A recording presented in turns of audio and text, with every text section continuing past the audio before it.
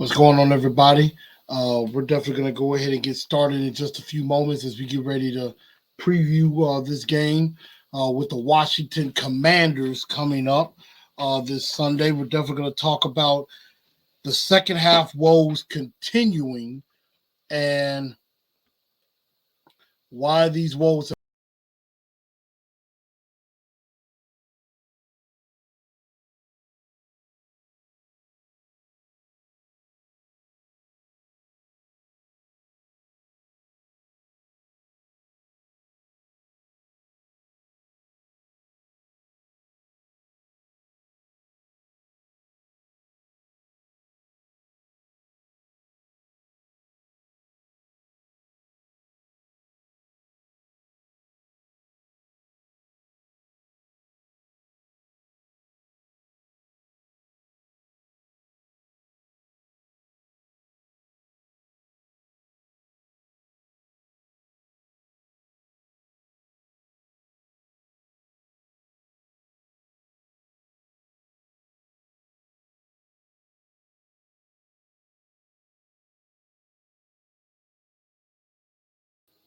We are definitely going to have some fun. So, y'all come on in.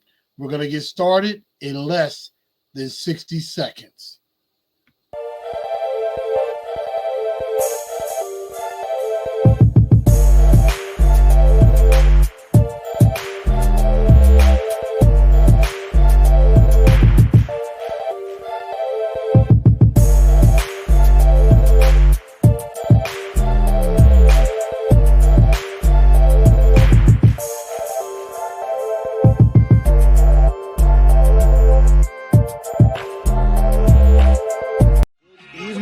Good evening, Titan Nation. How's everybody?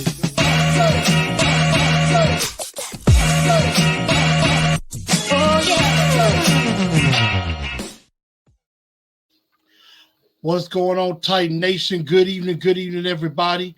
Welcome in to a new edition of TNT Tonight, Titans and Truth in the house. I'm your man, Chris, a.k.a. Blue Enforcer, a.k.a. The Truth, and we're definitely excited to bring this show on this evening.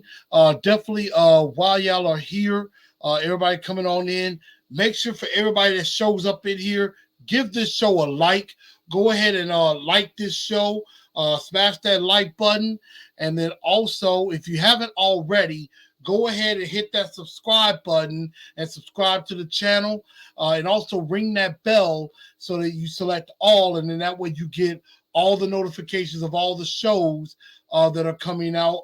Actually, there is a Truth League report reviewing week 4 rather, that just happened. I was a little late getting it out, but I did go ahead and get that out. So that's going on. And then, of course, tonight's show, we're definitely going to talk about the Washington Commanders in more detail as we get ready for this upcoming game, because this is definitely an important game, even though it is Washington, and I know they're struggling right now. This team cannot be underestimated. Do not underestimate this team. Do not underestimate the Commanders, because they could sneak up on you, and they could definitely do some damage. So definitely shout out to everybody that's watching the show and everything. Um, I hope everybody's having a good day, and we are going to get this show going. So, first off, of course, gotta put the score up one more time. Of course, us beating the Colts 24-17, and I don't know if any of you watched the post game and everything, but we definitely got into some things talking about some of the good, some of the bad, and some of the awful that definitely happened.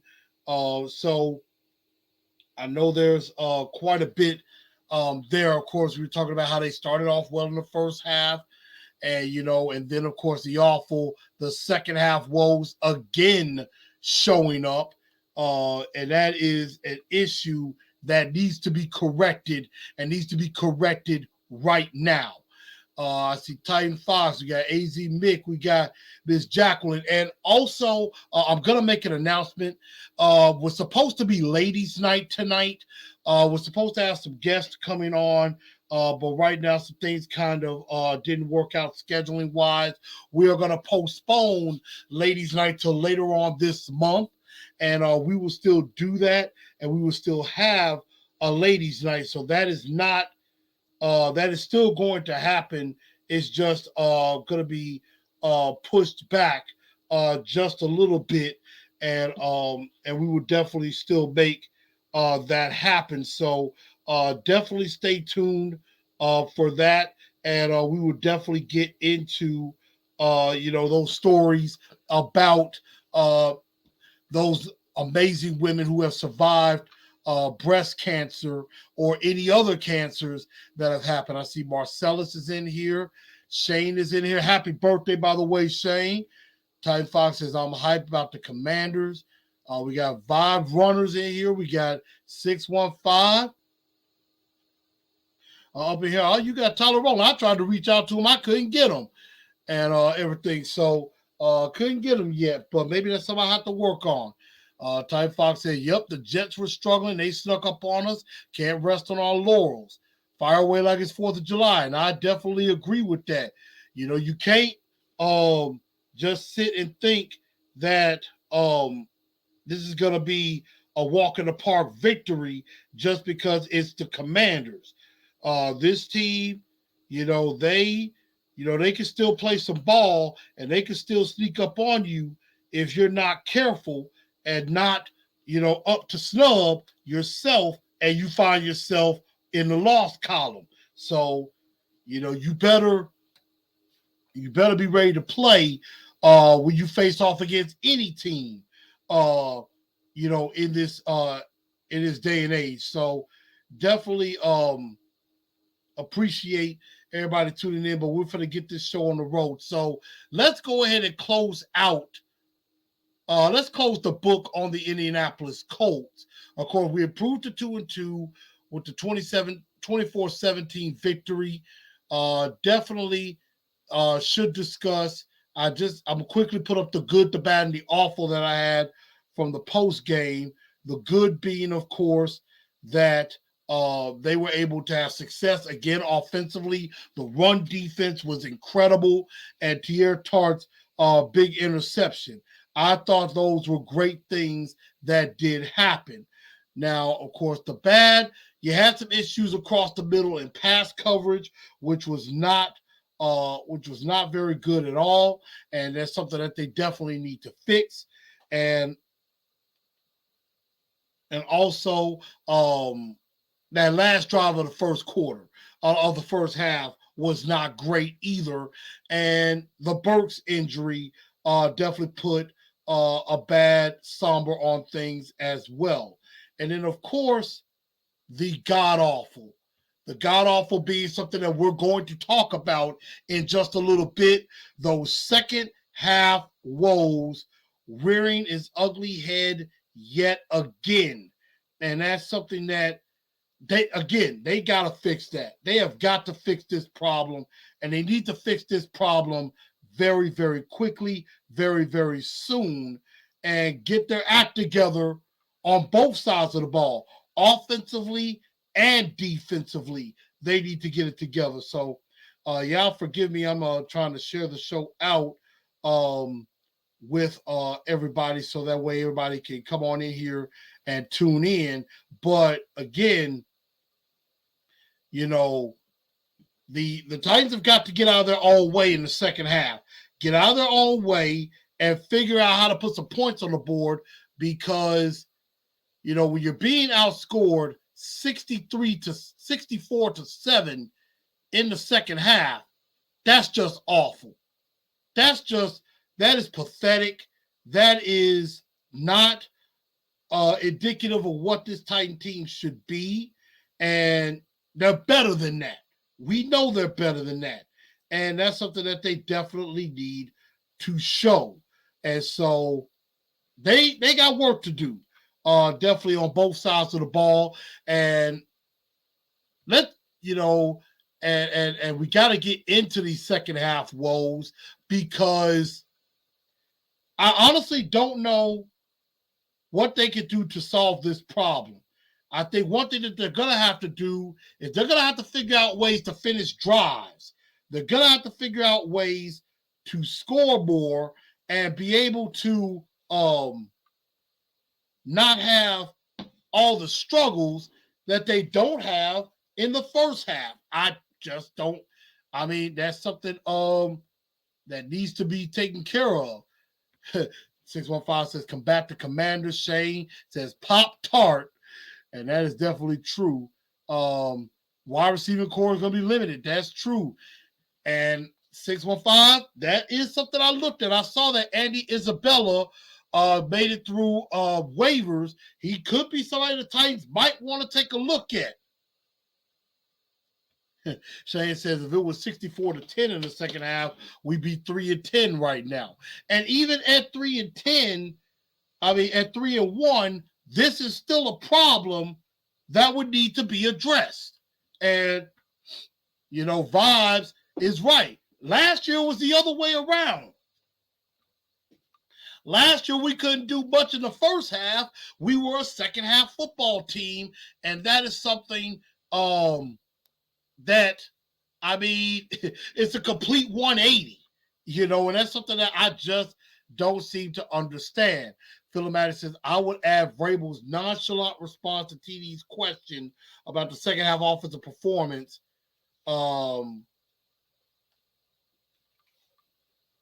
To your ugly man, TD is better.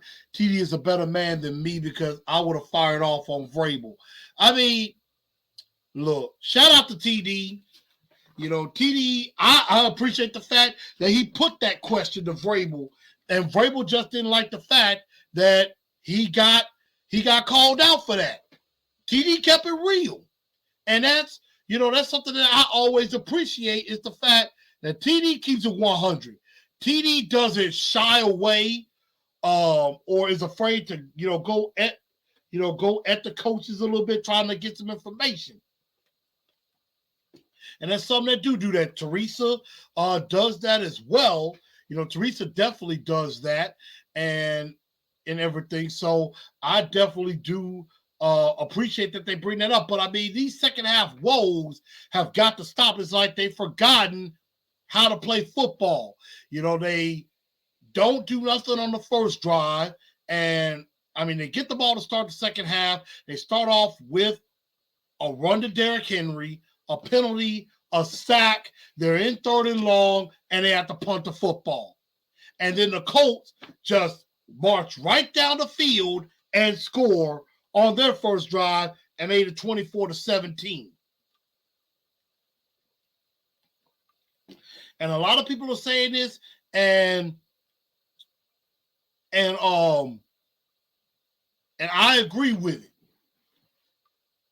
They're lucky they're playing sorry teams right now, and they're getting away with it. You heard Derrick Henry at the end of the game, go into that and was talking about it.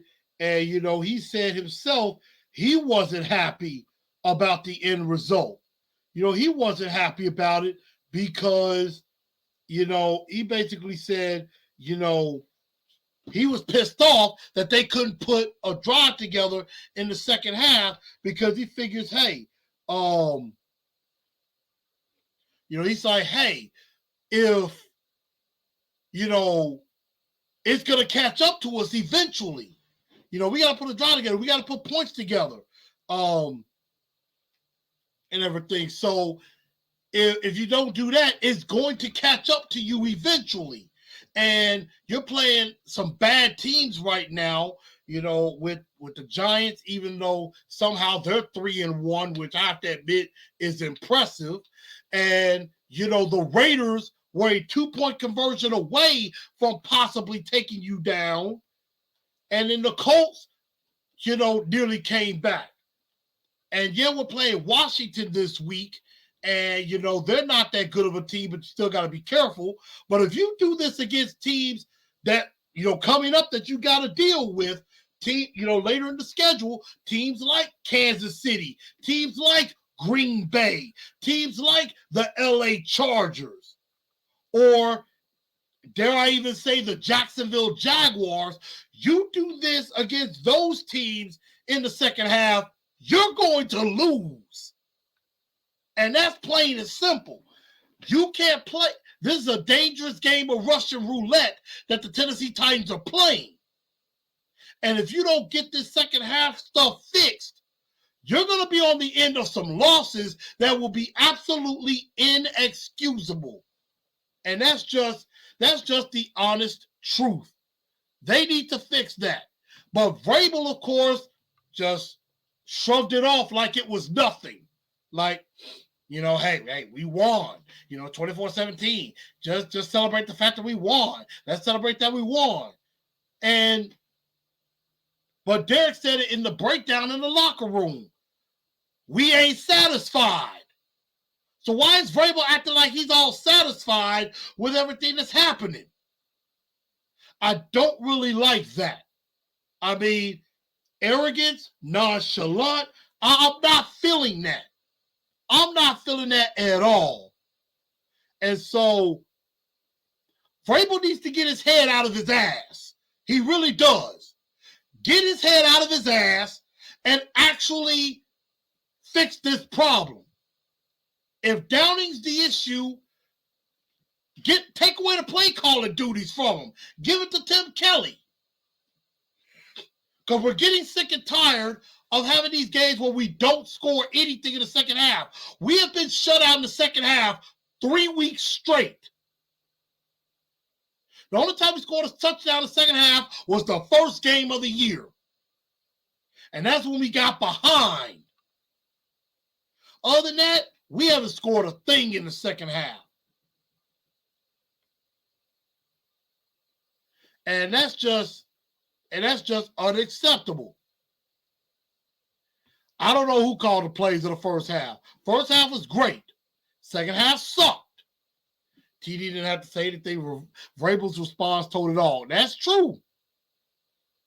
Again, Vrabel's arrogance has reared its ugly head. He thinks he knows everything, and that pisses me off. And while you're in your mind thinking about who is your star of the week and dunce of the day, Vrabel can definitely be a nominee. Because I said it before and I'll say it again. If it's one or two players that's not doing well, it's probably that player. That player needs to get better. That player needs to step up. But if the entire unit is struggling, it's not completely all on the players anymore. Then you got to really think, okay, there's a coaching problem. There's some type of coaching issue that we need to straighten out. And I don't know if Vrabel gets that. I think Vrabel is like, hey, we're winning. We're great. We don't need to fix anything. Just like, and another thing, of course, that happened that we're going to have to, definitely address is Burks. He's dealing with a turf toe injury. He's going to be out multiple weeks. We do not know how many because Vrabel, they're not going to tell us nothing about injuries. We don't know how long Burks is going to be out. Burks could be out a couple of weeks. Burks could be out the next month and a half. We won't know because Vrabel won't tell us. And so I just, I don't know if it's the play calling, if it's the personnel groupings. I don't know if Tannehill doesn't have the all clear to audible if necessary. But I mean, that last play that got him the first down to end the game, good play call. And so, they're going to have to do something about that. I mean, they really are. 615, yep, smash that like button. D09, what's going on? Y'all go check out 615 podcast later on as well after everything is done. Dion says, I'm scared about our team. We don't have enough talent. And again, when you don't have enough talent, you see teams that may not have all the talent in the world still win because they have good coaching. So Vrabel needs to earn his paycheck and be a better coach. Todd Downing needs to be a better coach. Shane Bowen in the second half needs to be a better coach. And Ms. Mims is right. You can't go to sleep on them because they will sneak up on you. Bruce James, what's up with you, sir? And everything. Definitely, I saw that super chat on the post game. Definitely appreciate that. Super chats, of course, are definitely appreciated. Like you said, and Vibes is right. Henry said it. Been able to skate away these last few games, but it's going to catch up to you.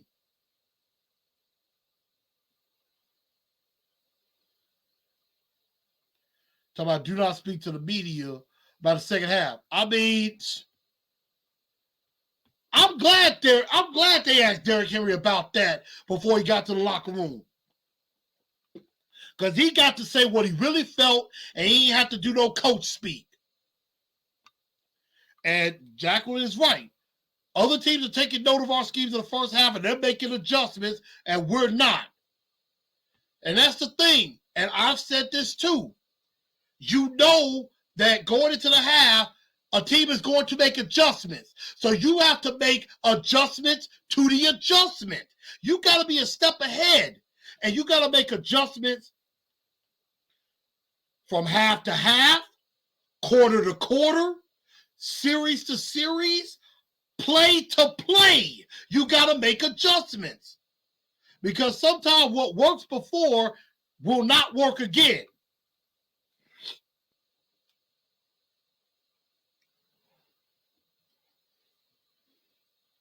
So, and Philip is right. Yes, we are a Matt Barkley field goal. We're a fat Randy Bullock field goal away from being 3-1. But we are also a 2-point conversion. We are also a 2-point conversion and a kicked field goal, and maybe not and maybe maybe Matt Ryan going down the field away. We could have been 0-4. Now I'm glad we're not. But yeah, that could easily be the case. And so we're gonna keep moving on. But I mean, those things have got to be fixed. And the good news is, of course, Monty Rice designated to return. I believe another player got promoted to the 53-man roster. Got promoted to the 53-man roster as well. I could not pronounce his name. Sam O, I believe, is a defensive lineman that got pulled up. To the main roster. I can't even say his whole name, and I'm not going to.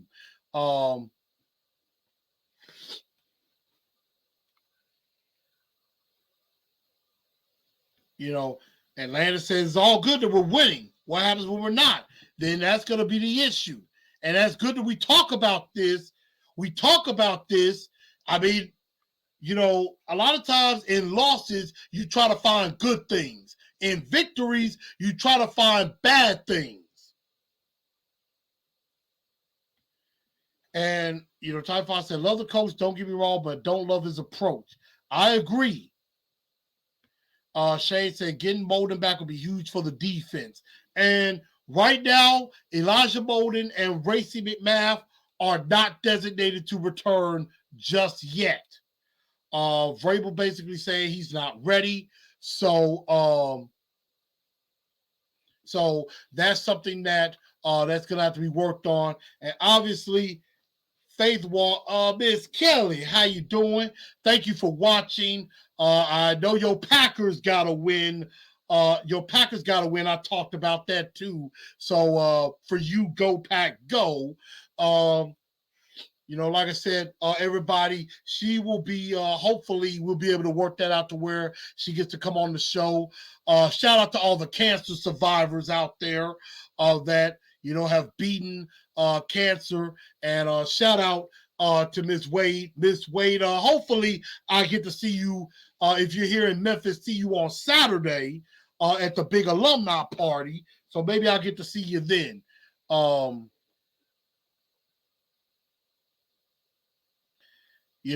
The defense is definitely stepping up. The defense is definitely stepping up. Isaiah Garris, what's going on? Let's see. Okay, early pick my brain question. What would you like to see differently in the second half on both sides of the ball?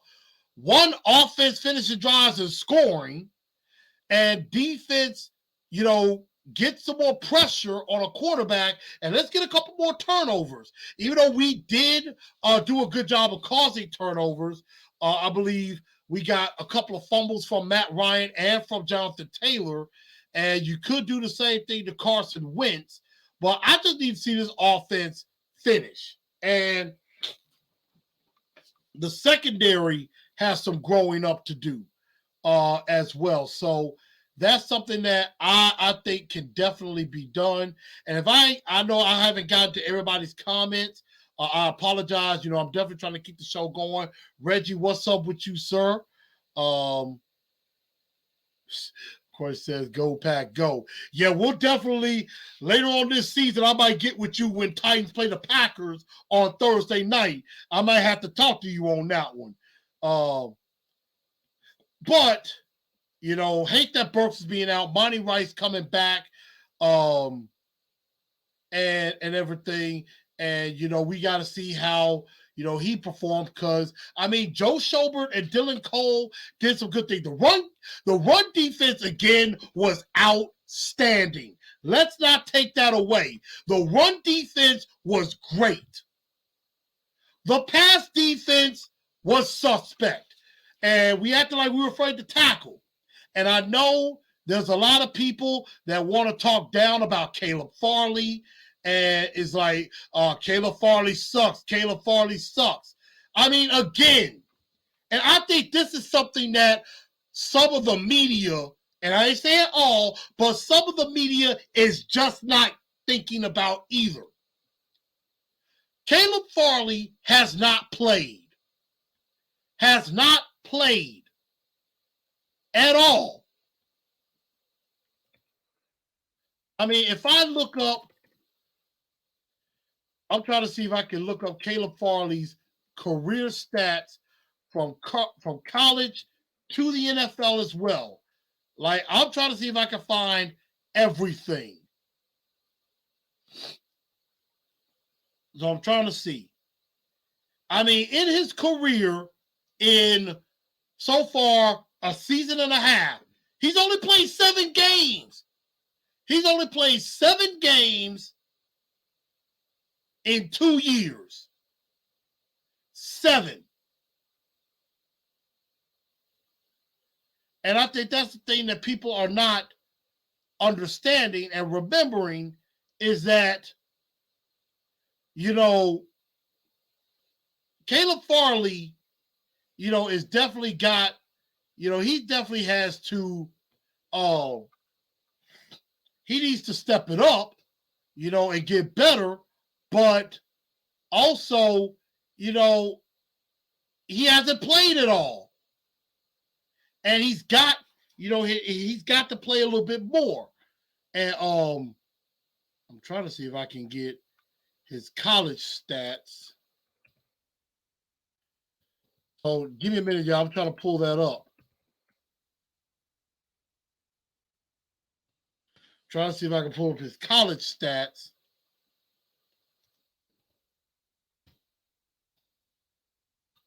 Let's see. So, he only played 3 games last season before he tore his ACL and was out for the year. And then, so far he's played in 4 games this year. And Shane, I thank you for the super chat. Run the ball to the right side. If we have a 14-point lead in the second half, let Derrick Henry eat. Got to give him more carry. Now, we can't sit on that, but yes. I mean, if you get that, then you gotta punch him while you got a shot. So here's the thing with Caleb Farley. As a freshman, he played 13 games. Played 13 games, had 2 picks as a freshman. And remember, he was converted from a wide receiver to a corner. Played 13 games, had 2 picks. Played 10 games in 2019, missed a couple of games because I believe he had those knee injuries. I believe he might have torn an ACL in college. So he played 23 games in 2 years at Virginia Tech. Then sat out the COVID year. So he didn't get a third year to improve his stock because he sat out, which he probably should have played, but he was nursing injuries, trying not to mess up his draft stock. And he was still dealing with injuries. And now he's only played 7 games this year. The guy needs reps. And that's the only way you will get better is with reps.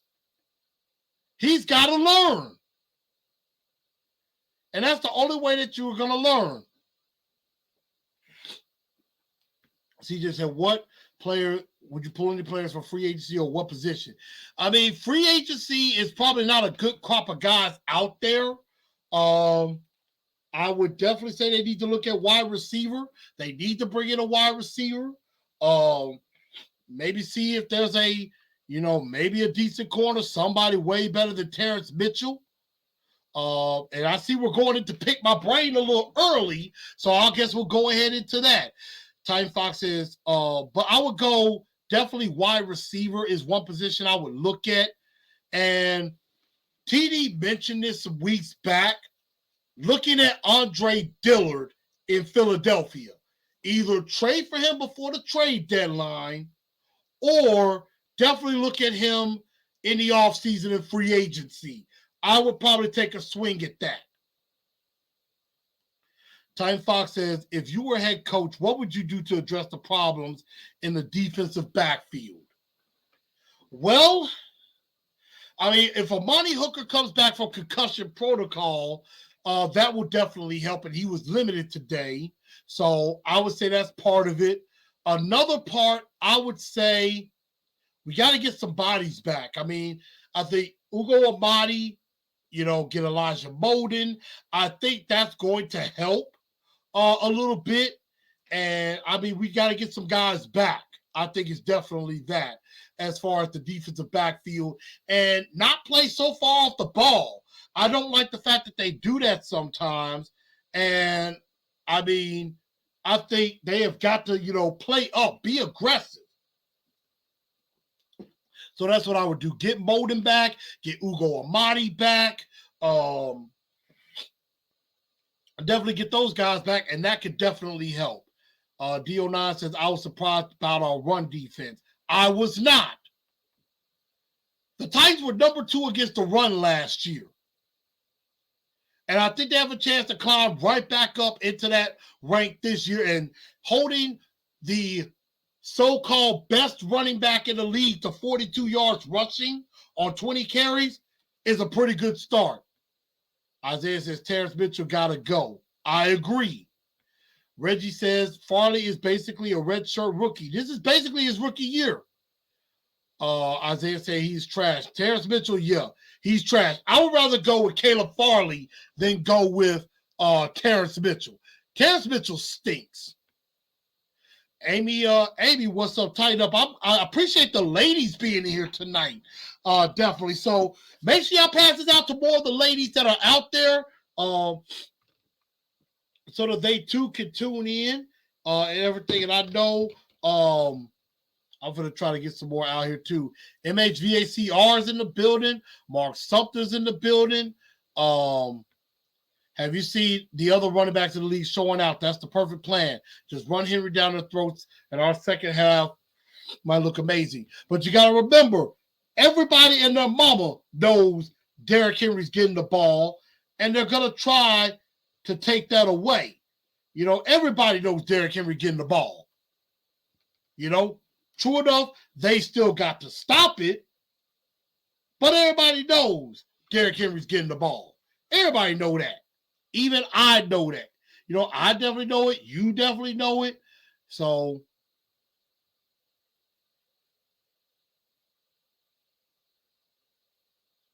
now Ms. Mills asked about guys in the preseason game.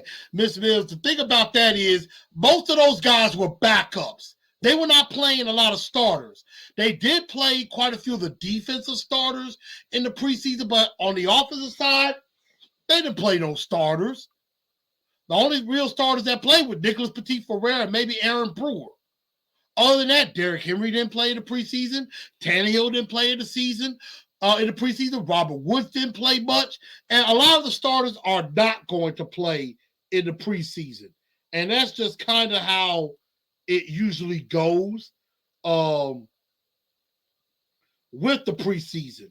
A lot of those starters are not going to play in those particular type of games. So, you're trying to save them for the regular season. You're trying to save them for this time. So that's why a lot of those guys did that. So let's see. Is there a play or formation you would like to add or bring back? I mean, I would like to see, if we had the right amount of depth, I'd like to see some 3 wide receiver sets. Would definitely like to see, Chigakonkwo maybe lined up, split out a little bit, especially in the red zone. Kind of have him one-on-one with the corner, kind of throw a fade route up to him, or have him come in, go out, come back in for a touchdown maybe in the red zone. Kind of have him as a matchup problem in the red zone. Use Austin Hooper more, which is something that I do not understand for the life of me why they don't use Austin Hooper at all. As far as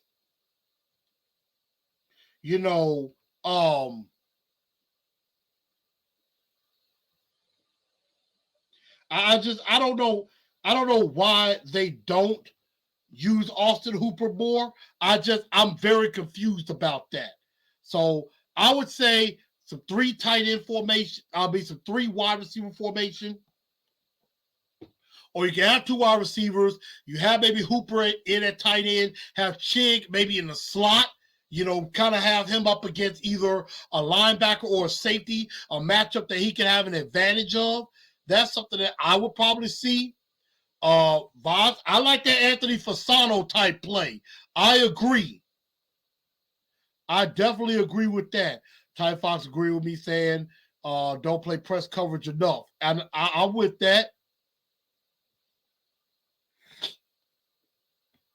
And there it is. I agree with that too.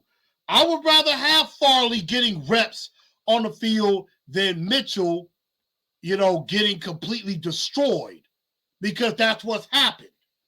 So, there, and Mark something saying more Chig. I definitely would like that too. We have to put pressure on Wentz. I definitely agree with that. Opposing quarterback get excited when they see 39 on the field. Well, according to the Jared Stillmans and the Buck Risings of the world, they get excited when they see 3 on the field too. But I would rather take my chances with 3 on the field than 39 on the field. And Dion said, yeah, because Hooper's a good blocker. Yeah, that's what they said about Jeff Swain, why he's getting so many snaps. I'm surprised they haven't used NWI more. They're so infatuated with NWI and with Jeff Swain, I don't really know why they don't do that. But yeah, let's keep moving, keep pushing on. Who is your two-tone blue star of the game? Who did their job? Who shined when they needed to? I mean, I think there's probably a couple of obvious choices out there, but I want to get y'all thoughts. Who is your two-tone blue star of the game? Was it Derrick Henry with his 114 yards and a touchdown? Was it Teair Tart with the big boy interception? Was it Danico Autry getting 2 sacks and causing fumbles? You know, Rashard Weaver got a sack and caused a fumble as well. And so I want to see what y'all are thinking. I know some people said Henry earlier. Shay says Henry or Danico Autry. I need one. Give me one. Baldy Bearded says Tart. Landon says, I personally love me some Autry. Got to give it to him. Yeah, Isaiah said they love Cody Hollister too. I know. Let's see. Garrett's going with Autry. I think Mark Sumter going with Autry. Reggie Smith going with Autry. David Law did nearly have a pick. It's been saying Derrick Henry or Teair Tart. Jacqueline going with Autry.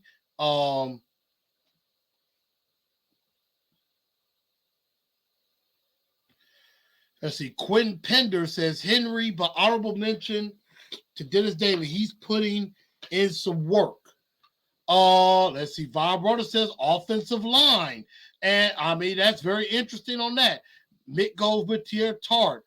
It's been going with Henry. Shane going with Autry. CJ going with Woods. Okay. Von says the gotta be one, it's gotta be Henry. Titan Fox coming in with Dylan Cole. Stepped up like he wants to be a starter. So B-boy, that kid too cool goes with Henry. And as much as I would love to give it to the Beast King, I'm gonna say the two-tone blue star of the game has got to be Danico Autry, because him and that defense came up with some big plays when they needed to, in to salt the game away. Had 2 big sacks, caused a fumble on the first drive, and then which turned into points, and then caused another fumble, got another sack as well when they really needed to in the big time. So definitely shout out to Danico Autry. My honorable mention, Derrick Henry and Teair Tart, because again, that was a big boy play by Teair Tart. But you know, when we have a star of the game, you also have a dunce of the day.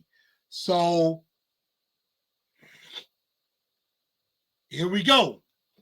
Who didn't do so well in the game? Who are your dunces of the day? And I see we have over 30 people tuning in. Keep it up. Keep the views coming. Everybody, if you're coming in, make sure you hit that like button, please. Everybody, if you're watching the show, everybody, please smash that like button if you could. Mark Jones says Stonehouse. Yeah, Stonehouse is kicking the crap out of that ball, without a doubt. Mark Sumter had mentioned Nate Davis as a star. I have to definitely, I will definitely say that the offensive line is somewhat improving. I will definitely have to say that. I think the offensive line is improving. Doug says, yay, Danico wins. Yeah, he does win. But for dunce, Ms. Mim says Downing. D09 says Tannehill. Reggie says Dunces Mitchell. Balder Beard, Dunces Mitchell. Power Hour going with Jim Irsay. Yeah, because he did try to fire up the Colts Nation, basically saying he's getting tired of getting his butt kicked by the Titans, but it's still there. AZ Mick going with Mitchell. Shane says Vrabel. Got to know how to make second half adjustments. He's been head coach for a while. We can't keep taking the foot off the gas in the second half. Titan Fox says Downing. Baltimore says should take Mitch out the pasture. Landon says Vrabel and his arrogance is going to kill us one day. He's the dunce. Mark Jones says the refs. I like that from Reggie. He said, Jacqueline and I both picked Danico. That means we go together. Hey, we might have a love connection here, y'all. We might have it. Let's see. Mark says, dunce go to time management, folks falling all over each other. Jacqueline says, Dennis Daly, the dunce. I'm not going to go against Dennis Daly because the offensive line did pretty well. Second half, Vrabel, per se. So, yeah, I think it's honest. The dunce of the day, I think, has to go to Mike Vrabel. It has to go to Mike Vrabel. Because I just think that, the second half, yes, we can all blame Downing. We could definitely blame Downing as much as possible, and we should. Not saying we shouldn't, because, Downing is definitely a problem. But I would also say that, Vrabel is, over him. So you definitely got to put Vrabel at the top of the list because, one, he did that those 19 seconds from the first half on was bad. And it was bad. And, he didn't help Todd Downing adjust. He's supposed to be the head coach. And let's see, I'm actually going to see if I can bring up Vrabel's presser. Let me see if I get it. The National Football League. Game 24-17. Excited to tell about it. But you had to withstand a big comeback from them. The National Football League. Excited to win on the road in the division. How about Mike? Game 24-17. I mean, you hear that from Vrabel. He basically just disrespected TD and shrugged him off like, hey, we won. I mean, why should it matter that we sucked in the second half? Why should we make it so that we sucked in the second half? I mean, I didn't get that at all. According to Wesley Woodyard, Vrabel's arrogance did kill us in the AFC Championship. Did it? I'm pretty sure. I probably wouldn't go against. That. Bar Jones says Burks gets the dust for not going down when he hurt his toe. I mean, he was trying to play through it. Obviously, he was hurt. He should have went out of the game. I'm not finna get mad at Burks because of that. I hate he got hurt. And I know a lot of people say, well, what about Tannehill? Tannehill wasn't terrible. I mean, yeah, he only threw for 137 yards, but you got to remember, excuse me, a lot of those times we had short fields thanks to the defense. We had short fields to work with, and that's why he didn't have to throw for much because he had short fields to go with. Mark, something like, what boneheaded plays did Burks make? I mean, that holding call that they called on him was an absolutely ridiculous call. That should not have been called. That was not holding. Derrick Henry should have scored. And Vrabel being arrogant, you're damn right, is a shut your pie hole moment. And you know what? I didn't do one before. So I probably should have did that. So, definitely, I like that. So I appreciate that. So Mike Vrabel, dunce of the day, absolutely, no doubt about it. So again, y'all come with me with your pick my brain because we kind of already went into it. Some. Let's go ahead and get into the Washington Commanders. Let's get into this team, and because they're the next opponent.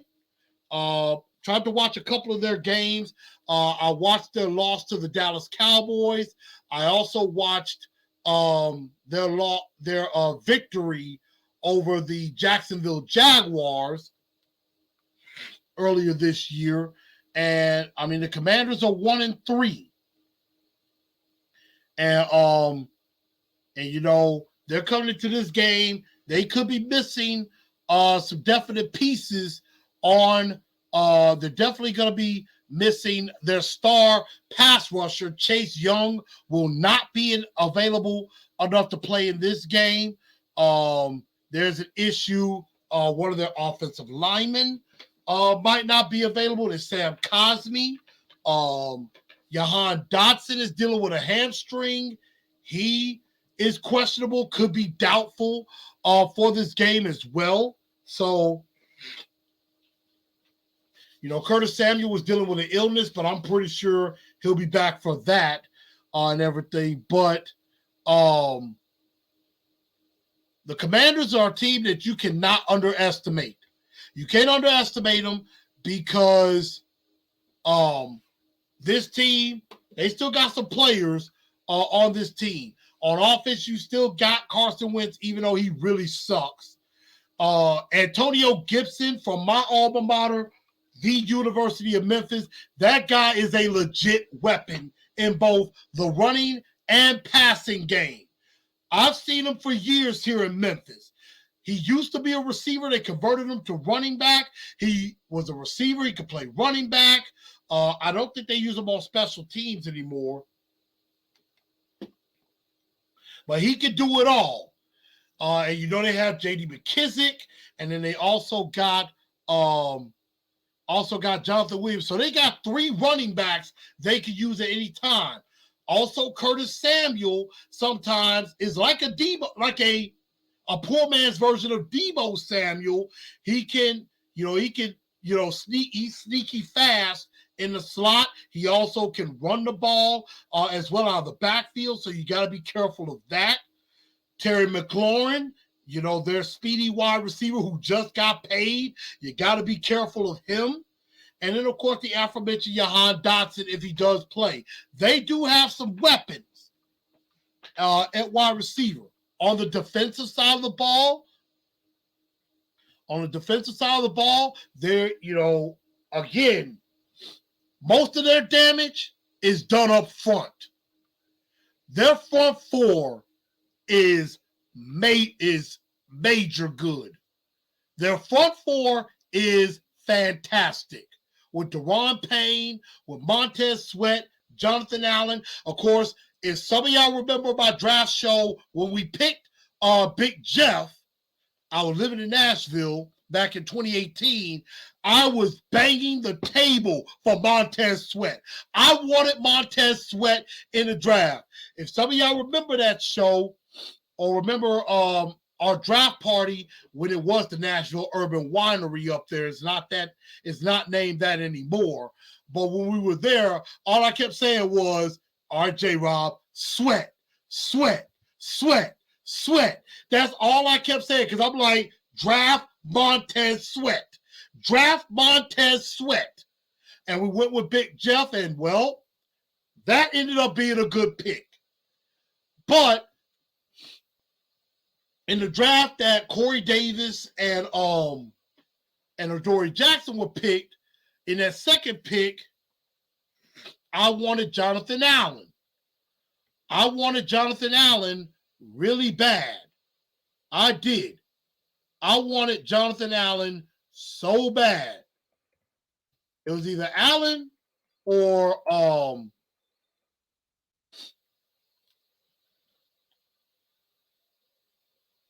it was either It was either Jonathan Allen or OJ Howard was what I wanted.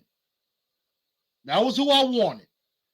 Wanted OJ Howard more than I wanted Jonathan Allen more than anything. And that was the draft, of course. We could have had Jamal Adams or Mike Williams, and we went with Corey Davis. And then we go with, Adoree Jackson, even though Washington picked Jonathan Allen right before us. And we could have had O.J. Howard, but instead we picked, or we could have had Tre'Davious White, and we picked Adoree. We possibly could have had T.J. Watt, but we didn't go that route. But again, Jonathan Allen, big time problem. Definitely a big time problem. And so that leads us to our Blue Enforcer 4 points to victory. 2019, it was in Nashville. 18, it was in Dallas, I want to say. 17 was in Philly.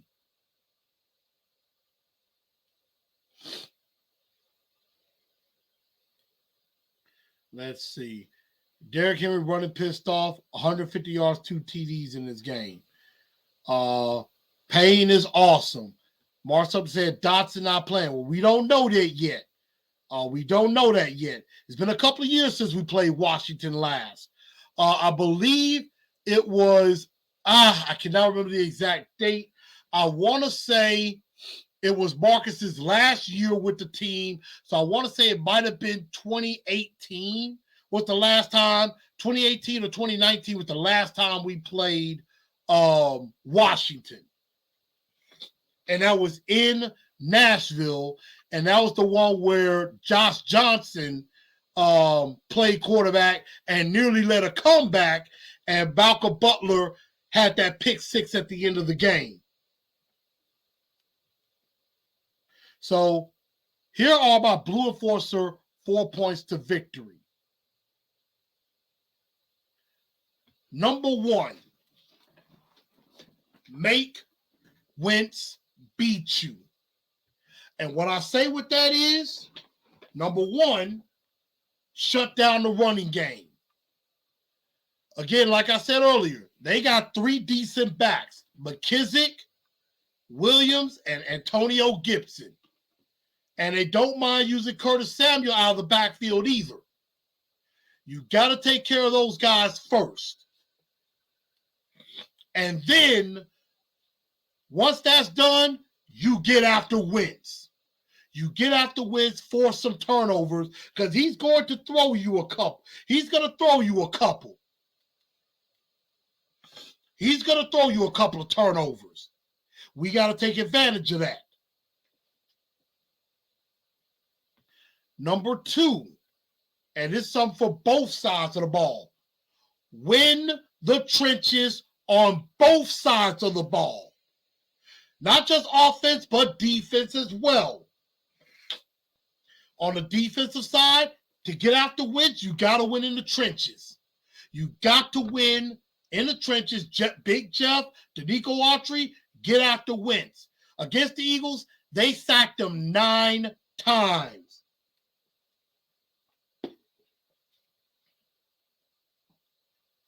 And I think Wentz got sacked a couple more times against Dallas. So, win in the trenches. Offensively, you are going to have to take care of that defensive line because that is their strength. Deron Payne, Jonathan Allen, Montez Sweat. That front 4 is very good. Very good. I can honestly say that. That front 4 is very, very good.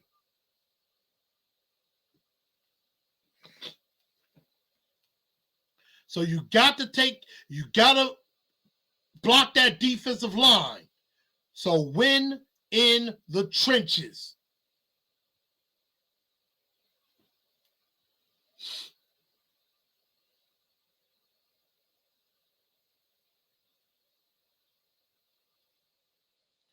Like I said, I see we might have a little love connection here. Oh boy. So again, win in the trenches on both sides, make Wentz beat you. Number 3, go into attack mode early, and you got to stay aggressive. You cannot let up. You attack, you be aggressive, you get after Wentz, you go after them, and you jump on them early. And I know I have a good friend who is probably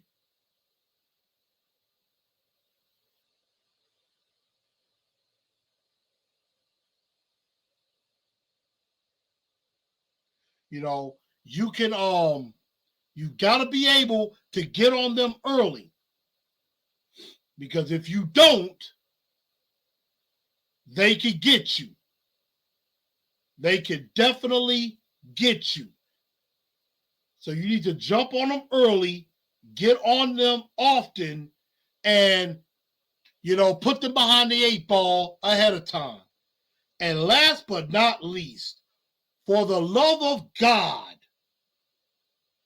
play 2 halves of football, not just one.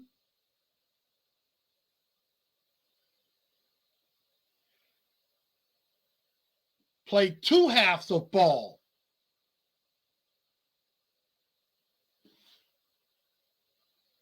Not just one. You got to be able to play 2 halves. The Titans have got to remember that there are 2 halves of football, not one, because they've let their foot off the gas too many times. This Washington team will sneak up on you if you don't get your act together. So they better, again, make Wentz beat you, control the line of scrimmage on both sides of the ball, because you better stop Daron Payne and Jonathan Allen, because they're good. You got to stay aggressive and attack, and play 2 halves of ball, not just one. If you do that, we're going to win this game. Plain and simple. There are 2 halves. So definitely do those things, and we will have a good time, and we will have a good game. And I know there's some people that's probably going to go watch 615 right now. Chris Dillon, what's up with you, sir? I know I haven't been by Chick-fil-A in a minute. Let's see. Win field position. That's true. Wentz can't beat us. Hey, I'm not going to say that, because we got to be careful. Yep, if he hears ghost, we can cause some turnovers. That much is true. Don't play down to the level of competition. Strike first, strike hard, no mercy. Dad, great minds think alike. Great minds think alike. We can't take them lightly. That's true. So, let's see. Somebody said, how is Washington against the run? Let me see if I can bring up some stats. I can see where Washington ranks offensively and defensively. So I'm looking on ESPN right now. Let's see.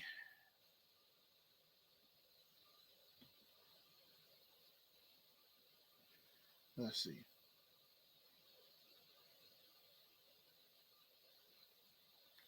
The Commanders are 23rd defensively in yards. They are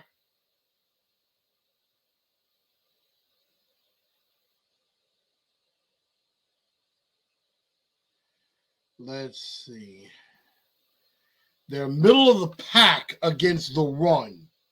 They give up about 119. They give up about 112 yards a game. So that is, let's see, 3, 6, 9, 12. They're 16th against the run. They're 16th against the run. And against the pass, they're 24th against the pass defensively, which they're kind of better than us in those particular categories, especially against the pass. Against the run, the Titans are moving up the boards. They're moving up a bit. So, there could be some advantages there that we have to take advantage of. So that's what I would say about that. Ranks don't matter. That is true. Paulie D, what's going on? But those are the best ways they can beat this team. And now, time for the moment of truth. Who wins? Commanders or Titans? And I think I'm going to save the drama. Titans win 24-13. I'm probably going to be sticking on 24 quite a bit this season because that seems to be the number that they're stuck on a lot. They scored 20 against the Giants. They only scored 7 against the Bills, but that's an outlier. 24 against the Raiders, 24 against the Colts. So I think I'm going to stick with 24-13. Titans win. And they make it 3 in a row going into the bye week. Chris Dillon said, I hope they learn from the Giants game. Me too. Mark says 3 in a row. And of course, our official Titans hater, our official Titans troll, Kent Woods is going to come with this asinine comment saying the Commanders are going to win. Of course, because he goes from loving the Titans, now he hates the Titans. And I'm like this. I will give this to him. He is a Titan hater, and he's going all in on it. But Kent, you're going to be sadly disappointed, sir. I know you want the Titans to lose every game now. But it ain't going to happen this Sunday. So sorry for you, sir.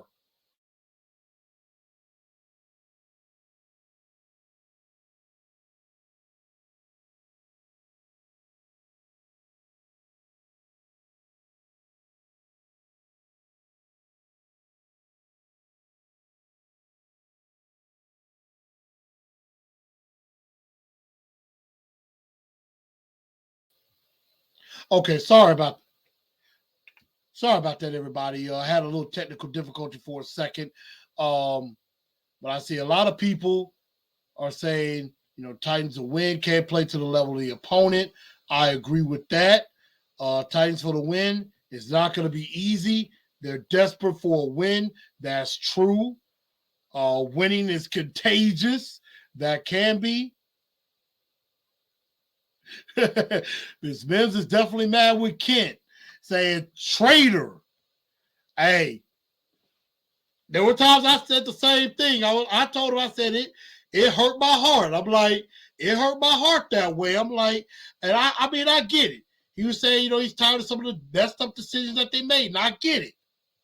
I'm still mad with what they did to Steve McNair years ago, but I didn't turn my back on the team. Despite that, if you are a fan, you are a fan of the team through and through, no matter how messed up they look. I mean, Bills Mafia has suffered for years, but a lot of those fans have stayed loyal to that team. Same with the Browns. The Browns stunk for decades, but that dog pound is still loud.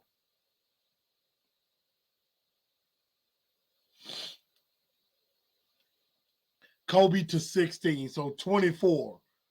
Reggie says, I predict a defensive touchdown in this game. Titans should put up more than 24. I agree. AZ Mix says 31-14. Well, Miss Mims, he ain't with us anymore. He's our official Titans hater. He's our Titans troll. So, we get to make fun of him a little bit when we win. So we won 2 in a row. Ken ain't happy about it, and we don't care. So before we close out the show tonight, yeah, definitely want to give a shut your pie hole moment. One to Mr. Kent Woods. Definitely still a friend, even though he stabbed us all in the back, betrayed us. But we won 2 in a row, Kent. You ain't got nothing to say, do you, sir? Shut your pie hole, good sir. We winning. So please keep hating on us. And we go keep winning. And to Mike Vrabel, who just shrugged off, TD, shut your pie hole and coach better in the second half. And one other shut your pie hole that I want to mention. Now, first off, I'm going to give my congratulations to Aaron Judge for breaking the American League home run record of 62. Kid, we still cool. So congratulations to Aaron Judge for hitting number 62, breaking the American League home run record. But to everybody who keeps saying, oh, well, he's the real home run king, he really broke the record, the major league record, shut your pie hole. As of right now, baseball hasn't taken it away from Barry Bonds or from Mark McGwire or Sammy Sosa. Barry Bonds has the all-time major league record with not only 73 home runs in a year, in a season, he also has the most home runs ever. 762. That is the record, and that's what it is. I understand there are steroids. But there were probably a bunch of guys that were on steroids. A lot of them were on steroids at the time. I know they've changed that now. And Naeem Hines talking about the quarterback situation. Yeah, he needs to shut his pie hole too.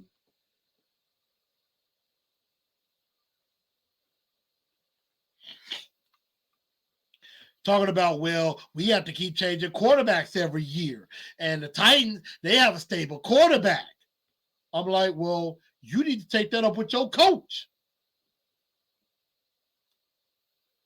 You weren't saying nothing then when y'all had it, like y'all been saying. Y'all weren't saying nothing when y'all had Andrew Luck and Peyton Manning all them years. Had kept getting lucky. So Naeem Hines, you too, shut your pie hole. And everybody, with that being said, I think it's time for me to say good night. I want to thank everybody for tuning into the show. Definitely get ready. I'm going to be doing my NFL Week 5 picks coming up this weekend. So stay tuned for that. And, of course, I'll be back at El Toro Loco this coming Sunday with the Titans Fan Club of Memphis as the Titans get ready to go to war against the Washington Commanders and definitely try to get this win and get to 5. I'll get to 3-2 and get to 3-2 on the year. And I'm trying to see. I want to make sure that this coverage map finally gets correct. That they actually show our game like they should. So I bid thee adieu. I bid thee good night, everybody. Thank everybody for tuning into the show. Let's see. Orange.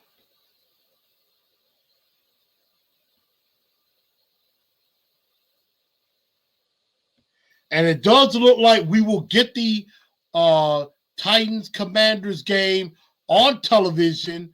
I believe this is on CBS. So it'll be on CBS.